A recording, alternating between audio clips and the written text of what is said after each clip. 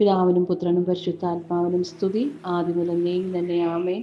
ഇന്നത്തെ ഒന്നാം വായനയിലൂടെ നാം മനസ്സിലാക്കുന്നത്, നമ്മുടെ ഹൃദയം ഒരു ദേവാലയമായി നാം സൂക്ഷിക്കുന്നതിനും നമ്മുടെ ഹൃദയത്തിൽ വസിക്കുന്ന ദൈവത്തിൻ്റെ നീരുറവയെ നാം നമ്മുടെ ചിന്തകളിലൂടെയും വാക്കുകളിലൂടെയും പ്രവൃത്തികളിലൂടെയും ഒഴുക്കി അനേകർക്ക് നന്മയുടെ ഫലങ്ങൾ നൽകുന്നവരായി ജീവിക്കുന്നതിനും അങ്ങനെ നാം വഴി അനേകർ മറ്റുള്ളവർക്ക് ജീവൻ നൽകുന്നവർ ആകുന്നതിനും നമ്മൾ ആഗ്രഹിച്ച് ജീവിക്കാം.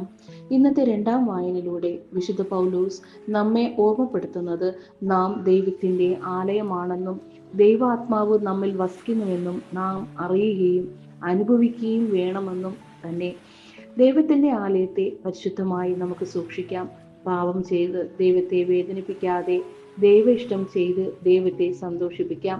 ഇന്നത്തെ സുവിശേഷത്തിലൂടെ യേശു നമ്മളിൽ നിന്ന് ആഗ്രഹിക്കുന്നത്, നാം നമ്മുടെ ഹൃദയമാകുന്ന ദേവാലയത്തിലെ തിന്മകളെ മാറ്റി ശുദ്ധീകരിക്കുവാൻ അതീവ ശ്രദ്ധ ചെലുത്തുവാനും നമ്മെ അശുദ്ധമാക്കുന്ന അസൂയ, അഹങ്കാരം, തെറ്റിദ്ധാരണ, ദുർവാക്കുകൾ, തിന്മ നിറഞ്ഞ പ്രവർത്തനങ്ങൾ, സ്വാർത്ഥത, വൈരാഗ്യം, മറ്റുള്ളവരോട് ക്ഷമിക്കാൻ സാധിക്കാത്ത അവസ്ഥ, ഇവയൊക്കെ മാറ്റി ക്ഷമിക്കുന്നവരാകാം, നന്മ ചെയ്യുന്നവരാകാം, എളിമ ഉള്ളവരാകാം, സേവന തൽപരരാകാം, മറ്റുള്ളവരെ മനസ്സിലാക്കി സ്നേഹിക്കാം.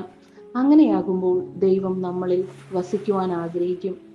അങ്ങനെ ദൈവത്തെ നമ്മിലൂടെ പ്രവർത്തിക്കുവാൻ അനുവദിക്കാം.